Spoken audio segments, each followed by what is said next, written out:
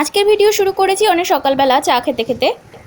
সর্বকালের ফেভারিট খাবার লাল চা আর মুড়ি। এরপর মাছ কিনতে মা গেলে আমি পেছন পেছন গিয়ে হাজির।